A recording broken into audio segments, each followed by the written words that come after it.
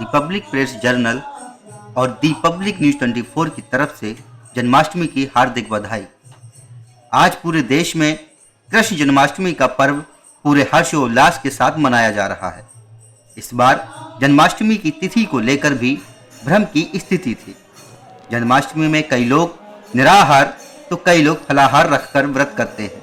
तो इसी मौके पर आज हमारे संवाददाता आलोक शुक्ला इस्कॉन मंदिर खारघर गए। वहां के महाप्रभु सूरदास जी से कई मुद्दों पर खास बात की और कई विषयों पर उन्होंने खुल के जवाब भी दिए। आइए सुनते हैं। सभी दर्शकों को मेरा प्रणाम और आज के पर्व का मुख्य आशीर्वाद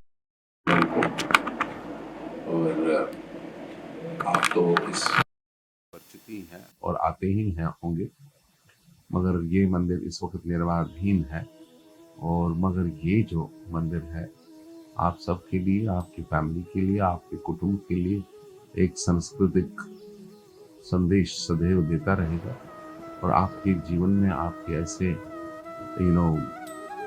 आध्यात्मिक स्फूर्ति भर देगा जो संभव नहीं होता है बाकी किसी अन्य स्थानों से। और यहाँ पर अंतर्राष्ट्रीय कृष्ण भावना संघ का ये केंद्र लगभग 11-12 सालों से है और निर्माणाधीन है यहाँ पर। और इस प्रोजेक्ट में सबके लिए आध्यात्मिक विकास जुड़ा हुआ है। ये बाहर से तो मंदिर दिखता है मगर ये मंदिर आप सब लोगों को आमंत्रित करता है कि अपने आध्यात्मिक जीवन का विकास करें। गुरुजी, हम आपसे जानना चाहेंगे कि आज जन्माष्टमी है, तो जन्माष्टमी आज जो आम पब्लिक जो नहीं जानती है या जो जानना चाहते हैं कि इस्कॉन में किस प्रकार मनाया जाता है उसके बारे में आप संक्षिप्त विवरण अगर दें तो पब्लिक जो समझ पाएगी।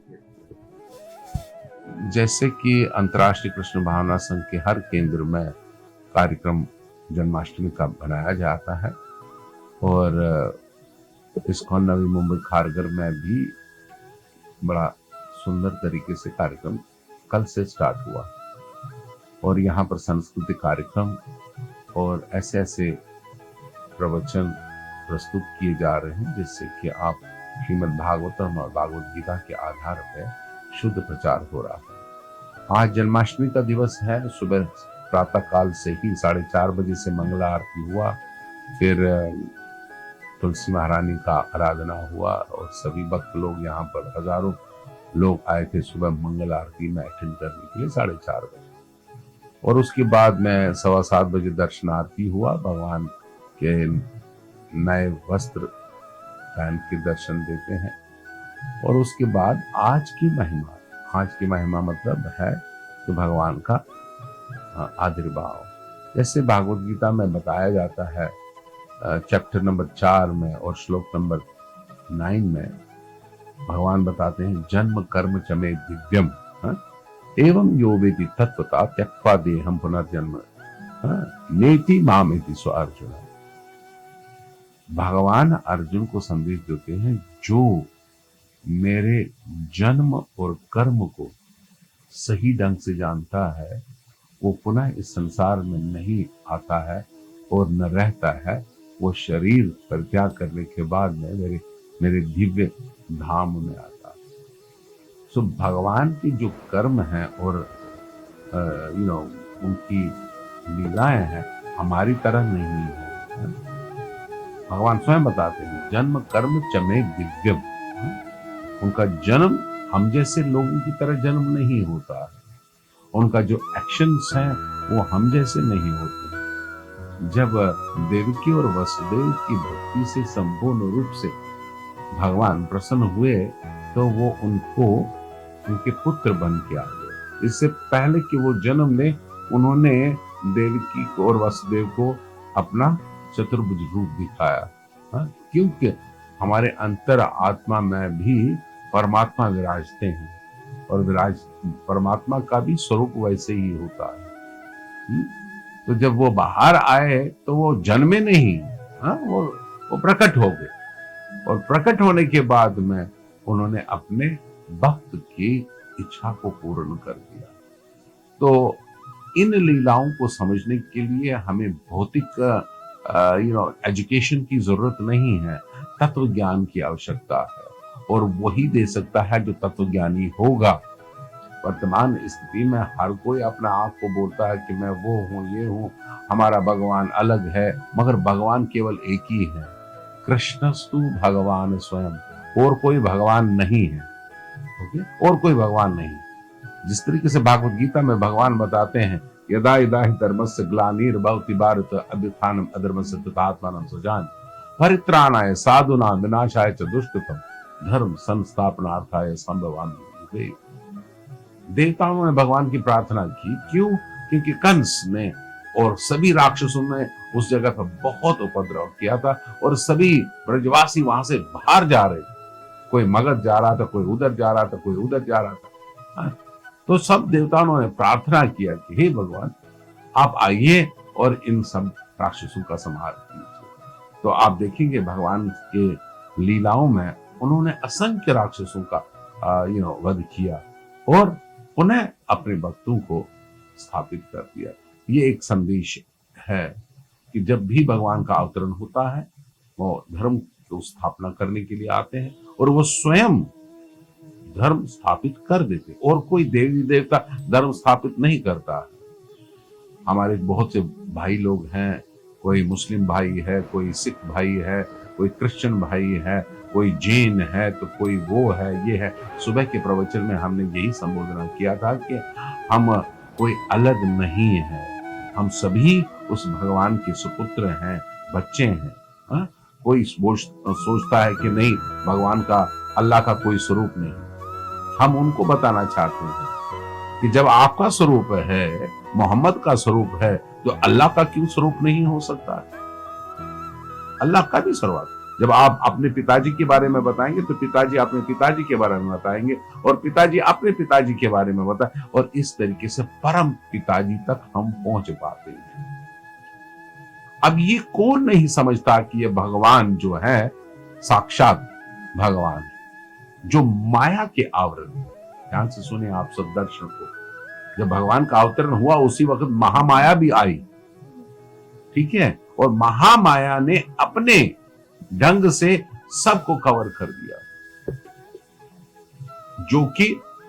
जो वैष्णव है और जो शाक्त है, वो शाक्त लोग जो हैं दुर्गा को भी पूजा करते हैं, माया को भी पूजा करते हैं। क्यों पूजा करते हैं? क्योंकि उनकी भौतिक इच्छाएं हैं। भौतिक इच्छाओं को पूर्ण करने के लिए दुर्गा देवी को भजते हैं। मगर जो आध्यात्मिक संपूर्ण शुद्ध भक्ति करना चाहता है, वो भगवान की भक्ति करना चाहता है, क्योंकि भगवान डिमांड करते हैं भागवत गीता में। वो क्या बोलते हैं? सर्वधर्मां परित्यज्य माम एकम शरणं व्रज।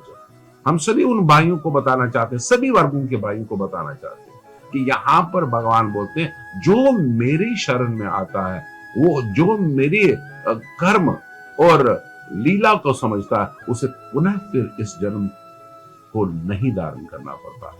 और ये आज का पर्व जो है लगभग 5250 वर्ष पहले भगवान श्री कृष्ण का आविर्भाव हुआ। किस कारण लिए हुआ? यदा यदा हि धर्मस्य ग्लानिर्भवति भारत। उस वक्त जरासंध, मगध, वो ये सब अनगिनत राक्षस थे जो ब्रजवासियों को बहुत तंग कर रहे थे। यहाँ तक कि नंद बाबा और देवी की वसुदेव को भी कहीं कहीं और जाना पड़ा, मगर भगवान ने पहले, ध्यान से सुनिए, क्योंकि भगवान की लीलाएं दिव्य हैं।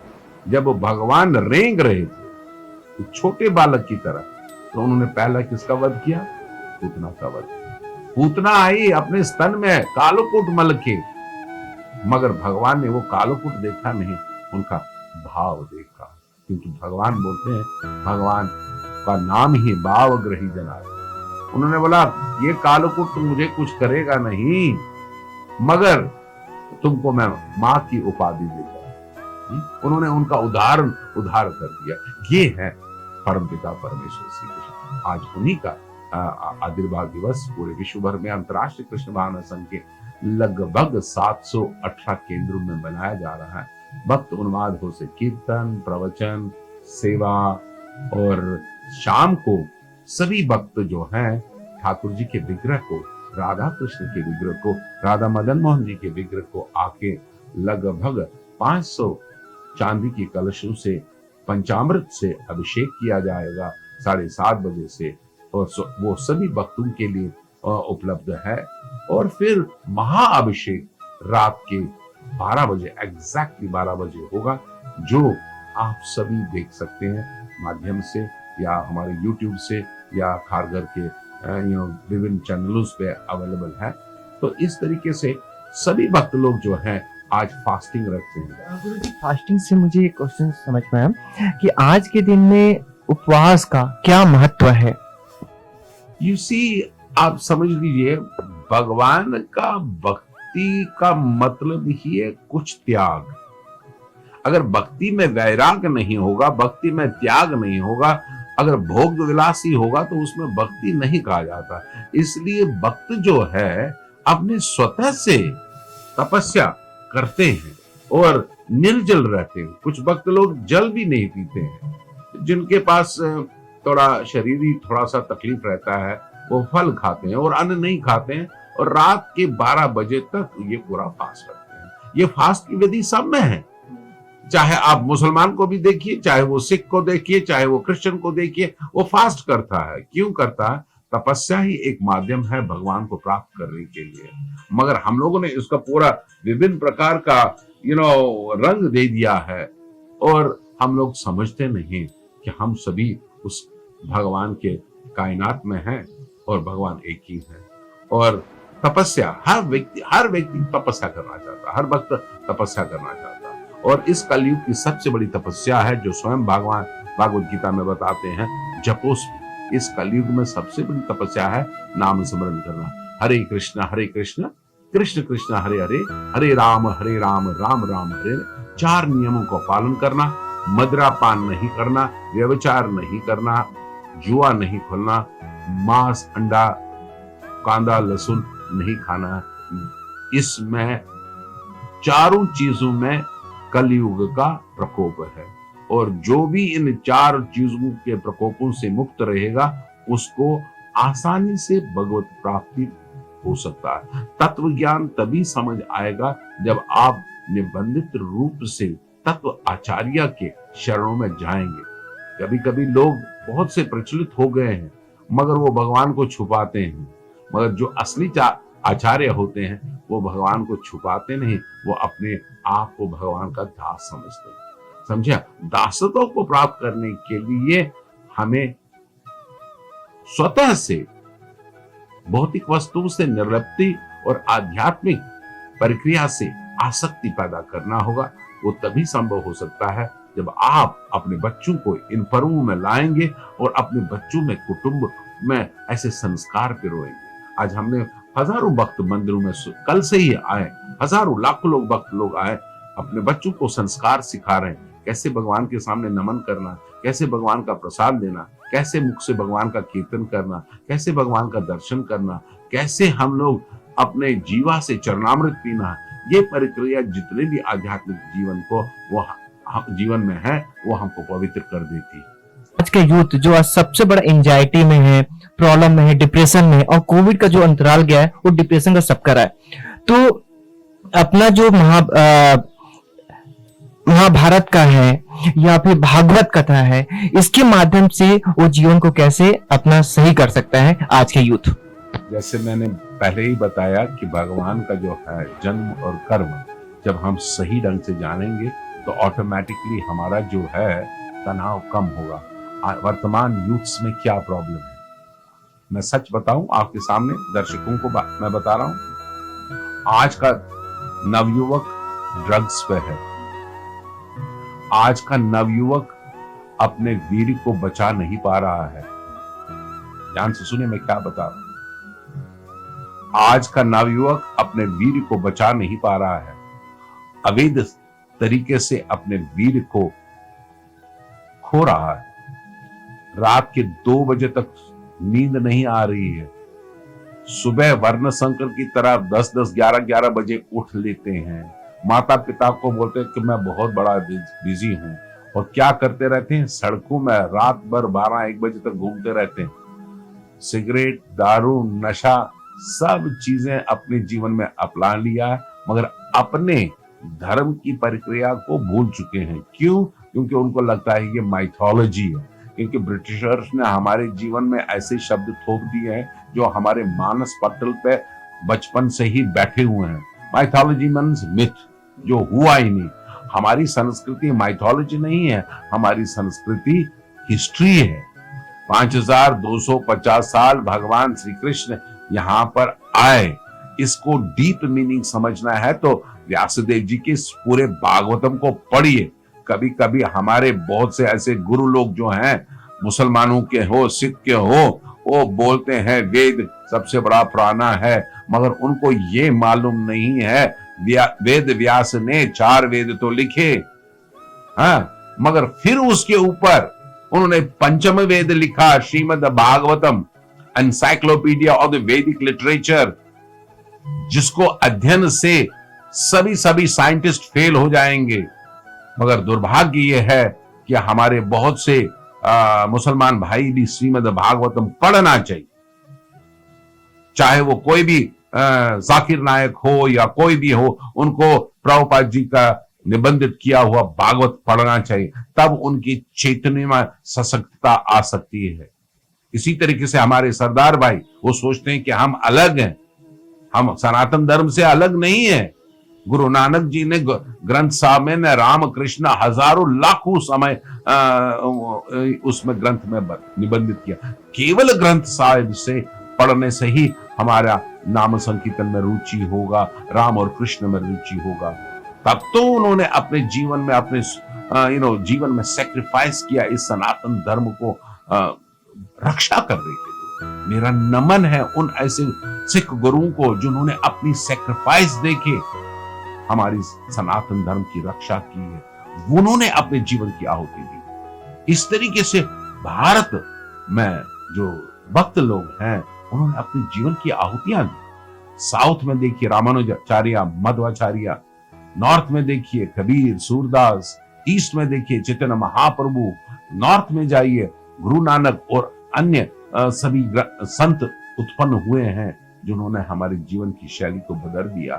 अगर ऐसे ही धरोहर को पकड़े रहेंगे तो हमारा जीवन भी प्रफुल्लित होगा। वर्तमान स्थिति में हमारा जो यूथ है वो पाश्चात्य देश का नकल कर रहा है।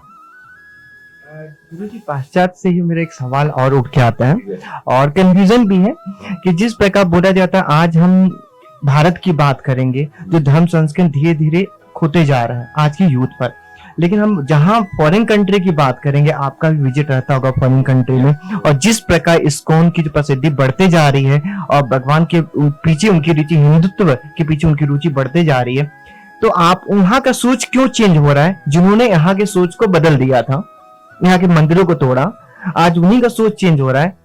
लेकिन जिस भारतवर्ष में हम आ रहे हैं उनकी सोच धीरे धीरे जाते जा रही, विलुप्त हो रही है। इसके पीछे का कारण क्या है ये मैं जानना चाहता हूँ। और बाहर वाले जो फॉरेन कंट्री, उनकी सोच अपने हिंदुत्व की तरफ क्यों बढ़ रही है या भगवान की पूजा पाठ में क्यों बढ़ रही है? इसका मूल रीजन यही है कि वो भौतिकता में ग्रस्त थे और प्रभुपाद जैसे संत पाश्चात्य देश में 1965 में गए जो शुद्ध तरीके से भागवत गीता और भागवतम प्रचार की। ये कोई प्रभुपाद जी का निजी संपत्ति नहीं है, मगर ये है व्यासदेव की संपत्ति, जिन्होंने 5000 वर्ष पहले जब कृष्ण भगवान ने लीला समाप्त कर दी थी भारतवर्ष में, अपना प्रभा क्षेत्र में, वहां पर उन्होंने लीला समाप्त की। और उससे पहले कि वो अपनी लीला समाप्त किया, मगर उन्होंने पूरे यदुओं को लीला खत्म कर दी।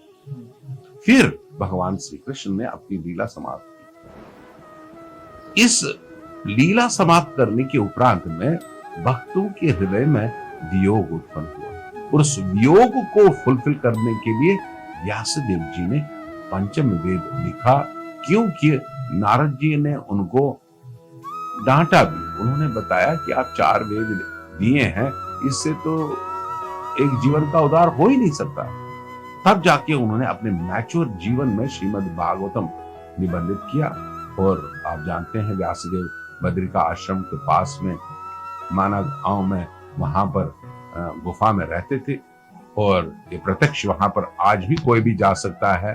वहां पर वो व्यास गुफा देख सकते हैं, गणेश गुफा देख सकते हैं, क्योंकि आप बोलेंगे अरे व्यासदेव थे, गणेश थे। क्योंकि कलयुग में देवता सशक्त तरीके से यहां धरती पर नहीं आते थे, मगर द्वापर में देवता आते थे। द्वापर में देवता आते थे और वो सबों को से मिलते थे। इसी तरीके से गणेश जी ने एक्सेप्ट कर लिया, मैं व्यासदेव जी का कहा मानूंगा, और तब तक वो लिखते गए। और इस श्रीमद् भागवतम को पंचम वेद कहा जाता है, और इसमें सब कुछ साइंस भरा हुआ है। और श्रील प्रभुपाद जी की कृपा से ये सब आपको इंग्लिश में भी प्राप्त हो सकता है, गुजराती में भी प्राप्त हो सकता है, मराठी में प्राप्त हो सकता है, हिंदी में। जितने भी विश्व के लैंग्वेजेस हैं, अंतर्राष्ट्रीय कृष्ण भावना संघ ने इन ग्रंथों को उस भाषा में रूपांतर करते हुए सभी जीवों को भगवान की वाणी को प्रदान कर दिया। इसलिए जब असली तरीके से भगवान की वाणी जीव को मिल जाता है, उसका जीवन सुखद हो जाता है। जिस तरीके से भूख लगी हो, हम कान में थोड़ी रोटी डाल सकते हैं, हम मुंह में डाल देते हैं, तो ऑटोमेटिकली उधर में सब चला जाता है और पूरे शरीर में शक्ति आ जाती है। इसी तरीके से जब हम भगवान का नाम स्मरण करने लगते हैं, हरे कृष्णा कृष्ण कृष्ण हरे हरे, हरे राम राम राम हरे हरे, हमारी सभी इंद्रियां संतुष्ट हो जाती है और भगवान से याचना करते हैं कि हमें आप अपनी सेवा में निबंधित करें, ये सेवा हमको प्रदान करें, सेवा दीजिए, सेवा दीजिए, सेवा दीजिए। इस सेवा के अंतर्गत हम अपने बद्ध जीवन का एक्चुअली सुधार कर सकते हैं। गुरु जी, मैं आपसे जानना चाहता हूँ कि महाभारत की के अनुसार हर किसी के लाइफ में एक प्रॉब्लम आती है, मेरे साथ क्यों, या मेरे साथ ही प्रॉब्लम क्यों हो रहा है, या भगवान को मेरे से दुश्मनी है, या मेरा क्या दिक्कत है। तो उसके पीछे किस श्लोक के थ्रू किसी का आंसर मिल सकता है ये प्रॉब्लम का? You see, आप सब जानते हैं कि भगवान हमारे कर्मों में हस्तक्षेप नहीं करते। ओके, कर्मण्यवाधिकारस्ते महाफलेषु कदाचन, भागवत गीता में ये बता रहे हैं। कर्म करना हमारा कर्तव्य है, फल हमारे हाथ में नहीं है। मगर इसी कर्म योग के अंतर्गत में 3 चीजों का व्याख्या हो गया है: विकर्म, अकर्म और कर्म। जो संसार में केवल कोई कर्म करता है वो संसार में लिप्त हो जाता है। संसार मतलब क्या? अब यहां पर सोचेंगे कि यहां पर कोई सुखी है? नहीं, गाड़ी आने से सुख नहीं होता, बंगला आने से सुख नहीं प्राप्त होता है। ये जेल है, ये कारागार है। हम लोग आए, हमने कहीं ना कहीं पाप किया हुआ है, अब कारागार में फंसे हुए हैं। इस कारागार में कहां सुख होता है? सुख थोड़ा सा तभी होता है आपको जब जेलर के साथ दोस्ती कर लेते हो, बोलते भाई हमको 4 चपाती चाहिए। एक सांस्कृतिक संदेश सदैव देता रहेगा और आपके जीवन में आपके ऐसे आध्यात्मिक स्फूर्ति भर देगा जो संभव नहीं होता है बाकी किसी अन्य स्थानों से। और यहाँ पर अंतर्राष्ट्रीय कृष्ण भावना संघ का ये केंद्र लगभग 11-12 सालों से है और निर्माणाधीन है यहाँ पर। और इस प्रोजेक्ट में सबके लिए आध्यात्मिक विकास जुड़ा हुआ। ये बाहर से तो मंदिर दिखता है, मगर ये मंदिर आप सब लोगों को आमंत्रित करता है कि अपने आध्यात्मिक जीवन का विकास करें। गुरुजी, हम आपसे जानना चाहेंगे कि आज जन्माष्टमी है, तो जन्माष्टमी आज जो आम पब्लिक जो नहीं जानती है या जो जानना चाहते हैं कि इस्कॉन में किस प्रकार मनाया जाता है, उसके बारे में आप संक्षिप्त विवरण अगर दें तो पब्लिक जो समझ पाएगी। जैसे कि अंतर्राष्ट्रीय कृष्ण भावना संघ के हर केंद्र में कार्यक्रम जन्माष्टमी का बनाया जाता है और इस्कॉन नवी मुंबई खारगर में भी बड़ा सुंदर तरीके से कार्यक्रम कल से स्टार्ट हुआ और यहाँ पर सांस्कृतिक कार्यक्रम और ऐसे प्रवचन प्रस्तुत किए जा रहे हैं जिससे कि आप श्रीमद् भागवतम और भागवत गीता के आधार पर शुद्ध प्रचार हो रहा है। आज जन्माष्टमी का दिवस है। सुबह प्रातः काल से ही 4:30 बजे से मंगला आरती हुआ, फिर तुलसी महारानी का आराधना हुआ और सभी भक्त लोग यहाँ पर हजारों लोग आए थे सुबह मंगल आरती में अटेंड करने के लिए 4:30 बजे। और उसके बाद में 7:15 बजे दर्शनार्थी हुआ, भगवान के नए वस्त्र पहन के दर्शन देते हैं। और उसके बाद आज की महिमा मतलब है कि भगवान का आविर्भाव। जैसे भागवत गीता में बताया जाता है चैप्टर नंबर 4 में और श्लोक नंबर 9 में भगवान बताते हैं, जन्म कर्म च मे दिव्यम एवं यो वेति तत्वता त्यक्त्वा देहं पुनर्जन्म नेति मामेति स्व अर्जुन। भगवान अर्जुन को संदेश देते हैं, जो मेरे जन्म और कर्म को सही ढंग से जानता है वो पुनः इस संसार में नहीं आता है और न रहता है, वो शरीर परित्याग करने के बाद में मेरे दिव्य धाम में आता है। सो भगवान की जो कर्म है और उनकी लीलाएं हैं हमारी तरह नहीं है। भगवान स्वयं बताते हैं, जन्म कर्म च मे दिव्यम। उनका जन्म हम जैसे लोगों की तरह जन्म नहीं होता है, उनका जो एक्शंस हैं वो हम जैसे नहीं होते। जब देवकी और वसुदेव की भक्ति से संपूर्ण रूप से भगवान प्रसन्न हुए तो वो उनको उनके पुत्र बन के आ गए। इससे पहले कि वो जन्म ले उन्होंने देवकी को और वसुदेव को अपना चतुर्भुज रूप दिखाया, क्योंकि हमारे अंतर आत्मा में भी परमात्मा विराजते हैं और परमात्मा का भी स्वरूप वैसे ही होता है। तो जब वो बाहर आए तो वो जन्मे नहीं, वो प्रकट हो गए और प्रकट होने के बाद में उन्होंने अपने भक्त की इच्छा को पूर्ण कर दिया। तो इन लीलाओं को समझने के लिए हमें भौतिक एजुकेशन की जरूरत नहीं है, तत्व ज्ञान की आवश्यकता है और वही दे सकता है जो तत्वज्ञानी होगा। वर्तमान स्थिति में हर कोई अपना आप को बोलता है कि मैं वो हूँ, ये हूँ, हमारा भगवान अलग है, मगर भगवान केवल एक ही है, कृष्णस्तु भगवान स्वयं, और कोई भगवान नहीं है, और कोई भगवान नहीं। जिस तरीके से भागवत गीता में भगवान बताते हैं, यदा यदा हि धर्मस्य ग्लानिर्भवति भारत अभ्युत्थानम् अधर्मस्य तथात्मानं सृजामि परित्राणाय साधूनां विनाशाय च दुष्कृतम् धर्म संस्थापनार्थाय संभवामि। देवताओं ने भगवान की प्रार्थना की, क्यों? क्योंकि कंस ने और सभी राक्षसों ने उस जगह पर बहुत उपद्रव किया था और सभी ब्रजवासी वहां से बाहर जा रहे थे। कोई मगध जा रहा था, कोई उधर जा रहा था, कोई उधर जा रहा था। तो सब देवताओं ने प्रार्थना किया कि हे भगवान, आप आइए और इन सब राक्षसों का संहार कीजिए। तो आप देखेंगे भगवान के लीलाओं में उन्होंने असंख्य राक्षसों का वध किया और उन्हें अपने भक्तों को स्थापित कर दिया। ये एक संदेश है कि जब भी भगवान का अवतरण होता है वो धर्म को स्थापना करने के लिए आते हैं और वो स्वयं धर्म स्थापित कर देते, और कोई देवी देवता धर्म स्थापित नहीं करता है।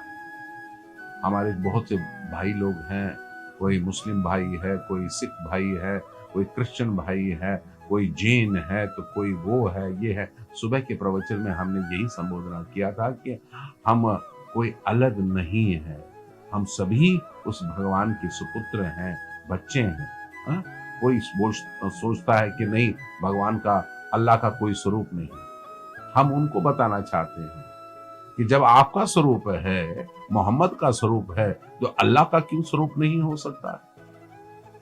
अल्लाह का भी स्वरूप। जब आप अपने पिताजी के बारे में बताएंगे तो पिताजी अपने पिताजी के बारे में बताएंगे और पिताजी अपने पिताजी के बारे में बताएं, और इस तरीके से परम पिताजी तक हम पहुंच पाते हैं। अब ये कौन नहीं समझता कि ये भगवान जो है साक्षात भगवान है, जो माया के आवरण। ध्यान से सुने आप सब दर्शन को, जब भगवान का अवतरण हुआ उसी वक्त महामाया भी आई, ठीक है, और महामाया ने अपने ढंग से सबको कवर कर दिया। जो कि जो वैष्णव हैं और जो शाक्त है, वो शाक्त लोग जो हैं दुर्गा भी को भी पूजा करते, माया को भी पूजा करते हैं। क्यों पूजा करते हैं? क्योंकि उनकी भौतिक इच्छाएं हैं। भौतिक इच्छाएं को पूर्ण करने के लिए दुर्गा देवी को भजते हैं। मगर जो आध्यात्मिक संपूर्ण शुद्ध भक्ति करना चाहता है वो भगवान की भक्ति करना चाहता है, क्योंकि भगवान डिमांड करते हैं भागवत गीता में। वो क्या बोलते हैं? सर्वधर्मां परित्यज्य माम एकम शरणं व्रज। हम सभी उन भाइयों को बताना चाहते हैं, सभी वर्गों के भाइयों को बताना चाहते हैं कि यहाँ पर भगवान बोलते हैं जो मेरी शरण में आता है, वो जो मेरी कर्म और लीला को समझता है, उसे पुनः फिर इस जन्म को नहीं धारण करना पड़ता। और ये आज का पर्व जो है लगभग 5250 वर्ष पहले भगवान श्री कृष्ण का आविर्भाव हुआ। किस कारण लिए हुआ? यदा यदा ही धर्मस्य ग्लानिर्भवति भारत। उस वक्त जरासंध, मगध, वो ये सब अनगिनत राक्षस थे जो ब्रजवासियों को बहुत तंग कर रहे थे। यहाँ तक कि नंद बाबा और देवकी वसुदेव को भी कहीं कहीं और जाना पड़ा, मगर भगवान ने पहले ध्यान से सुनी, क्योंकि भगवान की लीलाएं दिव्य हैं। जब भगवान रेंग रहे थे छोटे बालक की तरह, तो उन्होंने पहला किसका वध किया? पूतना का वध। पूतना आई अपने स्तन में कालोकुट मल के, मगर भगवान ने वो कालोकुट देखा नहीं, उनका भाव देखा। क्योंकि भगवान बोलते हैं, भगवान का नाम ही भावग्रही जनार्दन। उन्होंने बोला ये कालोकुट तो मुझे कुछ करेगा नहीं, मगर तुमको मैं माँ की उपाधि देता हूं। उन्होंने उनका उद्धार कर दिया। ये है परमपिता परमेश्वर श्री कृष्ण। आज उन्हीं का आविर्भाव दिवस पूरे विश्व भर में अंतर्राष्ट्रीय कृष्ण भावना संघ के लगभग 718 केंद्रों में मनाया जा रहा है।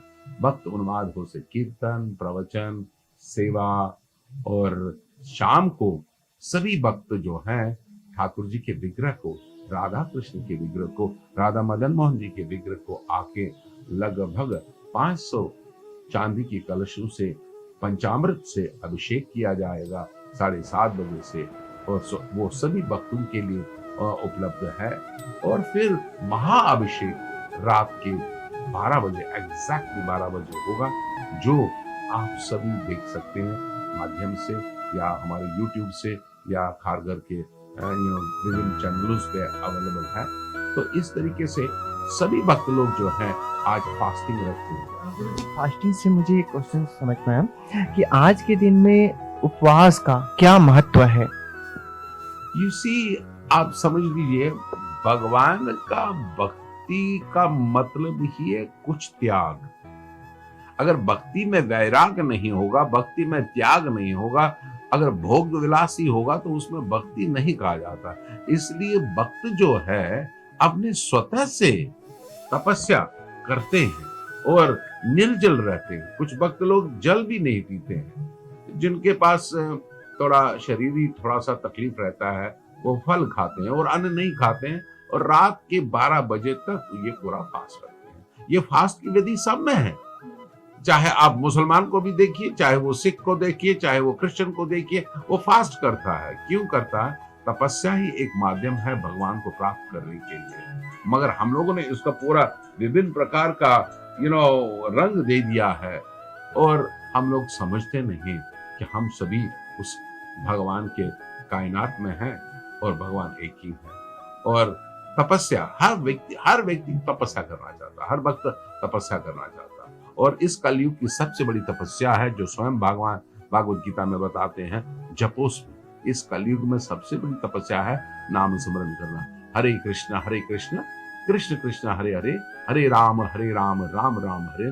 4 नियमों का पालन करना, मदिरा पान नहीं करना, व्यभिचार नहीं करना, जुआ नहीं खोलना, मांस, अंडा, कांदा, लहसुन नहीं खाना। इसमें चारों चीजों में कलयुग का प्रकोप है, और जो भी इन 4 चीजों के प्रकोपों से मुक्त रहेगा, उसको आसानी से भगवत प्राप्ति हो सकता है। तत्व ज्ञान तभी समझ आएगा जब आप निबंधित रूप से तत्व आचार्य के शरणों में जाएंगे। कभी कभी लोग बहुत से प्रचलित हो गए हैं, मगर वो भगवान को छुपाते हैं। मगर जो असली आचार्य होते हैं वो भगवान को छुपाते नहीं, वो अपने आप को भगवान का दास समझते हैं। समझे? दासत्व को प्राप्त करने के लिए हमें स्वतः से भौतिक वस्तुओं से निर्लिप्ति और आध्यात्मिक प्रक्रिया से आसक्ति पैदा करना होगा। वो तभी संभव हो सकता है जब आप अपने बच्चों को इन फर्मों में लाएंगे और अपने बच्चों में, कुटुंब में ऐसे संस्कार पिरोएंगे। आज हमने हजारों भक्त मंदिरों में कल से ही आए, हजारों लाखों लोग भक्त लोग आए, अपने बच्चों को संस्कार सिखा रहे हैं, कैसे भगवान के सामने नमन करना, कैसे भगवान का प्रसाद देना, कैसे मुख से भगवान का कीर्तन करना, कैसे भगवान का दर्शन करना, कैसे हम लोग अपने जीवा से चरणामृत पीना है। ये प्रक्रिया जितने भी आध्यात्मिक जीवन को वो जीवन में है वो हमको पवित्र कर देती है।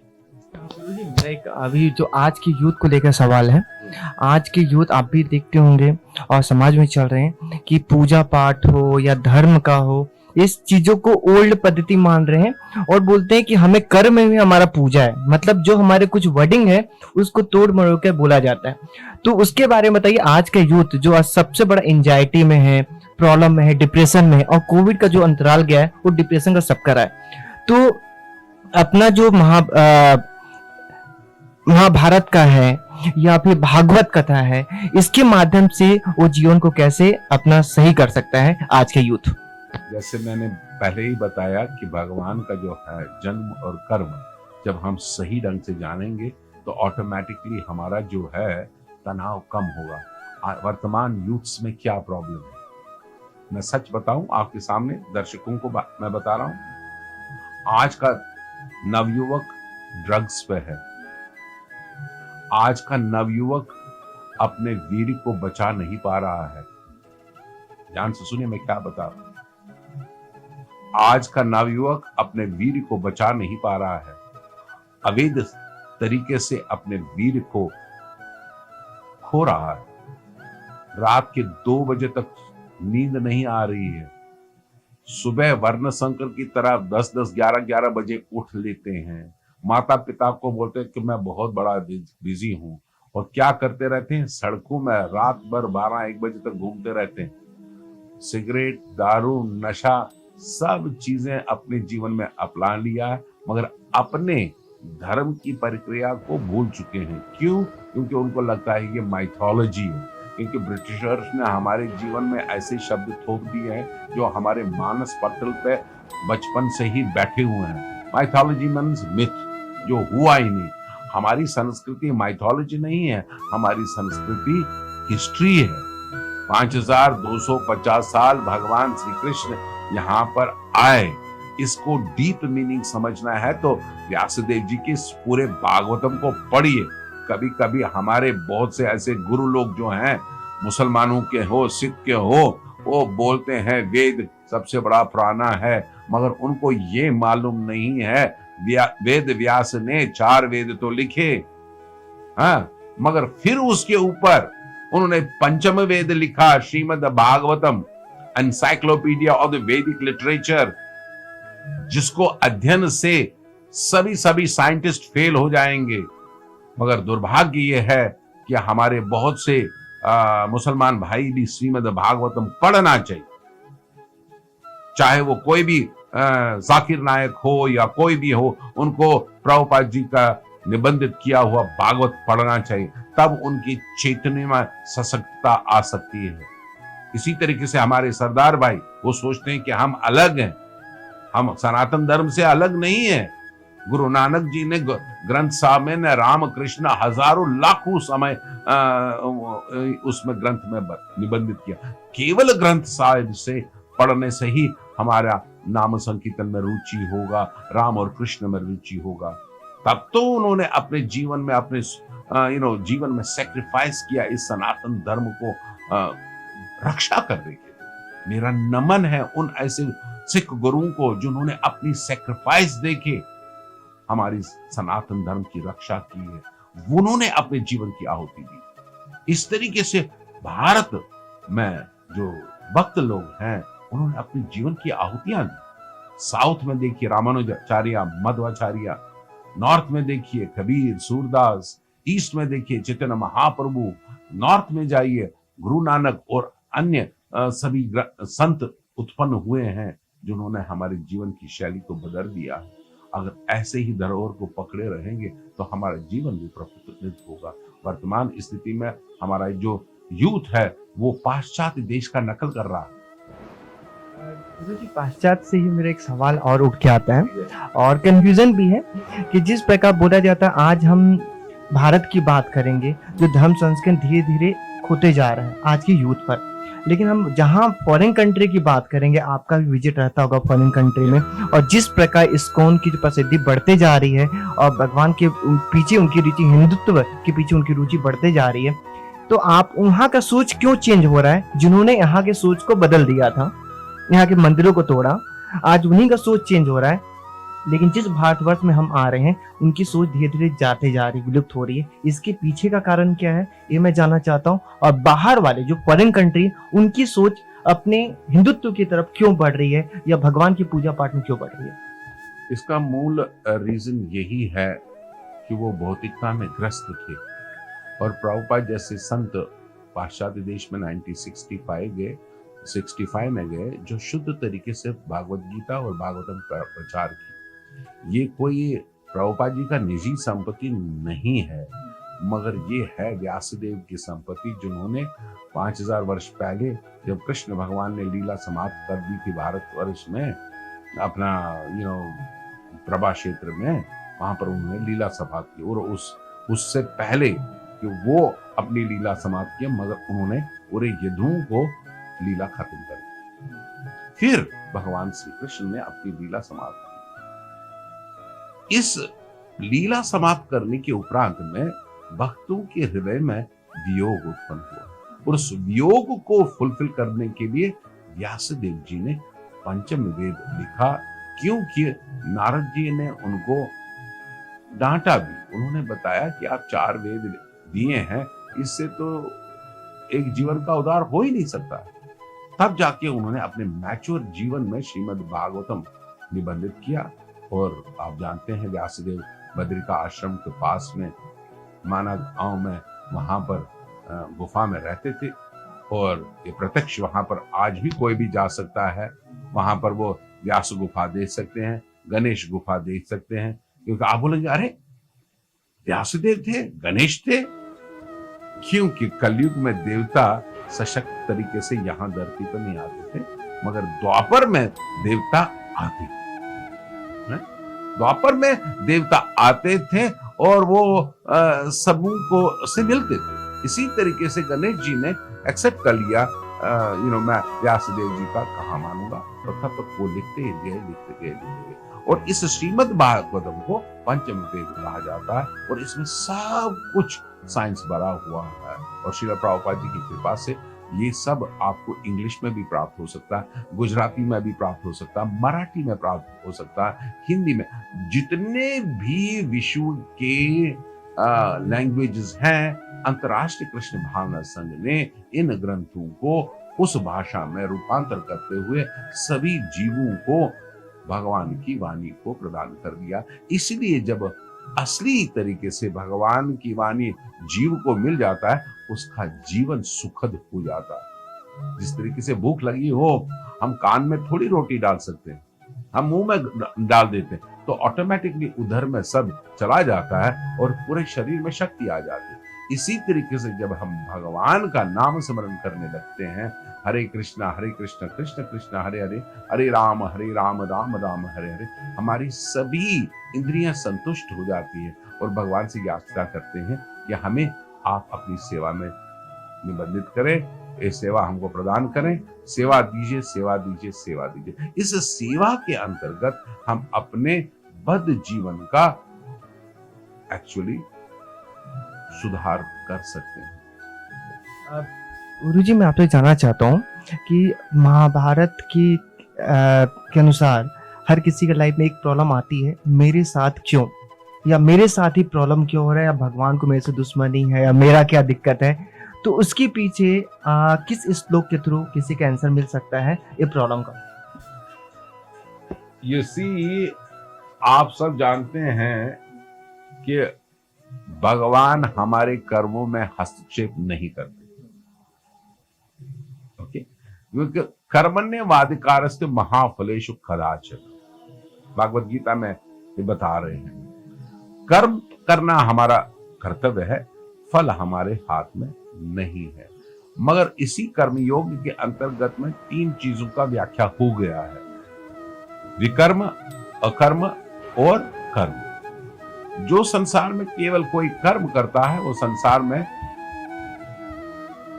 लिप्त हो जाता है। संसार मतलब क्या? अब यहां पर सोचेंगे कि यहां पर कोई सुखी है? नहीं, गाड़ी आने से सुख नहीं होता, बंगला आने से सुख नहीं प्राप्त होता है। ये जेल है, ये कारागार है। हम लोग आए, हमने कहीं ना कहीं पाप किया हुआ है, अब कारागार में फंसे हुए हैं। इस कारागार में कहां सुख होता है? सुख थोड़ा सा तभी होता है आपको जब जेलर के साथ दोस्ती कर लेते हो, बोलते भाई हमको 4 चपाती चाहिए। परमा कृष्ण सच्चिदानंद विग्रह अनादिर आदिर गोविंद सर्व कारण कारण। जब हम उनकी भक्ति करते हैं वो हमें इस कारागार से मुक्ति देते हैं। मगर बहुत से ऐसे 99.9 कारागार में ही रहना चाहते हैं। उनको इन कारागार से प्रेम हो चुका है। वो पाप करते रहते हैं, फिर कारागार में जाते हैं, कारागार में जाते हैं, फिर पाप करते हैं। इस तरीके से उनकी जो चेन है लगी रही है।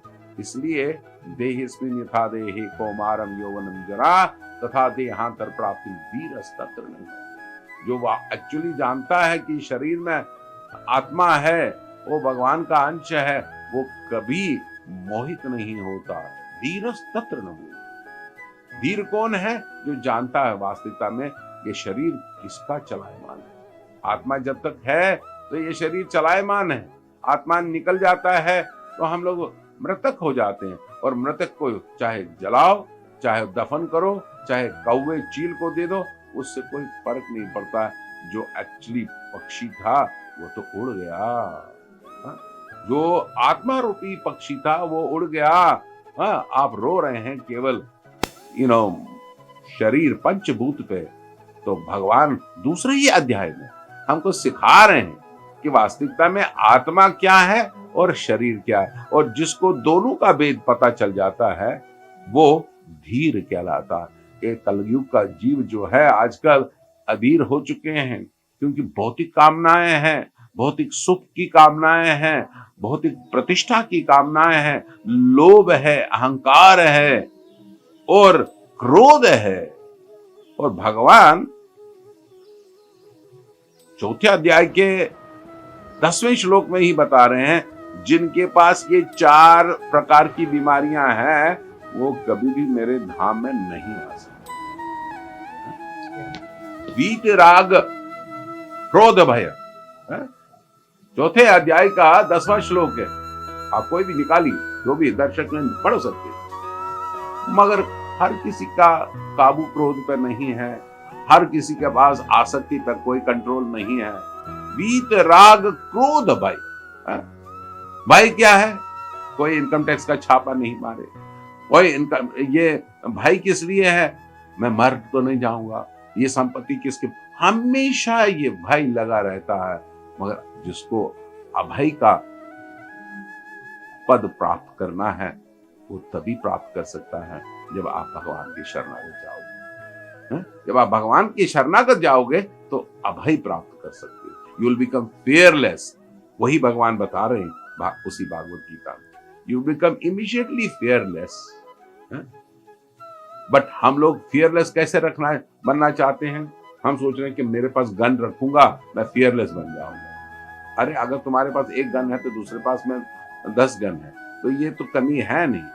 वो भी जिसके पास 10 है, जिसके पास 1 है, जिसके पास नहीं है, सदैव दुखद स्थिति में रहते हैं, क्योंकि वो मूल में पानी नहीं डालते हैं, वो पत्तों को साफ करना चाहते हैं। जब तक पत्ते साफ करते रहोगे, मूल एक न एक दिन सूखा पड़ जाएगा और पूरा पेड़ नीचे गिर जाता है। इसलिए बुद्धिमान व्यक्ति सदैव मूल में पानी देके पेड़ को हरा भरा करना चाहते हैं। और अपनी भक्ति को हरा भरा रखना चाहते हैं, सबसे निवेदन है तत्व ज्ञान सुनिए। भौतिक ज्ञान भले ही आप ऑक्सफोर्ड से प्राप्त कर ले आएंगे, फिर भी फ्रस्ट्रेटेड रहेंगे। आप चाहे स्टैनफोर्ड में जाइए, वो भौतिक ज्ञान प्राप्त कर लीजिए, फिर भी फ्रस्ट्रेशन रहेगा। मगर आपका चित्त और आपका मन सदैव भगवान श्री कृष्ण के साथ में होगा, तो आप सदैव अभय बन जाएंगे। इसलिए भगवान कहते हैं, इस मन को मन के पैर लगाओ, मन मना मद वक्तो मध्या जीमाम नमस्ते। इसलिए चैतन्य महाप्रभु हमें कहते हैं, स्वयं साक्षात भगवान कहते हैं, कलयुग केवल नाम आधारा, सिमर सिमर नर उतरि बहु पार। हरि नाम हरि नामेव केवलम कलो नास्ते नास्ते गति अनंता। ये कलयुग में चल रहा है। सतयुग चला गया, त्रेता चला गया, द्वापर चला गया। उन युगों की अवधि बहुत ज्यादा थी, कलयुग में 100 मैक्सिमम होती है।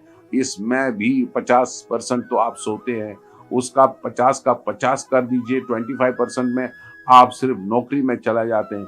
2 काम जाते हैं, रात को सोना और दिन में नौकरी करना, फिर बाद में क्या बचा और क्या आप भगवान को रिझा सकते हो। सतयुग में हिरण्यकशिपु ने 40,000 वर्ष तक तपस्या किया, उसके बाद में ब्रह्मा जी आए, भगवान नहीं आए, ब्रह्मा जी आए। उन्होंने सोचा कि बस इन्हीं से वरदान प्राप्त करूंगा। तो इतनी भौतिक स्थितियों में आप जुलस की क्या मांग रहे हैं? That is the main thing, that is the actual thing what you are wanting to achieve in your life. So if you want to achieve complete shelter at the lotus feet of Krishna, then you have to do सर्वधर्मां परित्यज्य एकम शरणं व्रज अहम त्वा सर्व पापे विमोक्ष्यामि महासे। चाहे आप मुसलमान हो, चाहे आप क्रिश्चियन हो, चाहे और सिख हो, चाहे वो बौद्ध हो, आपको भगवान का ये परामर्श मानना ही होगा। चाहे आप उसको अल्लाह कहिए, चाहे आप उसको ईश्वर कहिए, चाहे आप उसको यीशु कहिए, चाहे आप उसको गुरु नानक कहिए। गुरु नानक गुरु जी थे।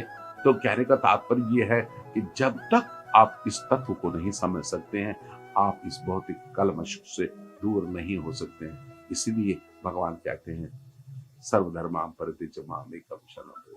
जब तक हम भगवान का आश्रय नहीं लेंगे, तब तक आप उस पद को प्राप्त नहीं कर सकते जिससे कि आप अभय बन सकते हैं। आइए, नित्य हमारे अंतर्राष्ट्रीय कृष्ण भावना संघ के प्रोग्राम्स होते हैं। सुबह भागवतम होता है, मंगला होती है, भोग होता है, शाम को भागवत गीता के कार्यक्रम है। हमारे यहाँ पर कॉलेज है, भक्ति कॉलेज फॉर वैदिक एजुकेशन, जहाँ पर संस्कृत पढ़ाया जाता है, भागवत गीता पढ़ाया जाता है। यहाँ पर यूथ फोरम है, यहाँ पर बच्चियों के लिए गर्ल्स फोरम है, माता पिताओं के लिए सशक्त तरीके से ट्रेनिंग देने का सुंदर साधन है।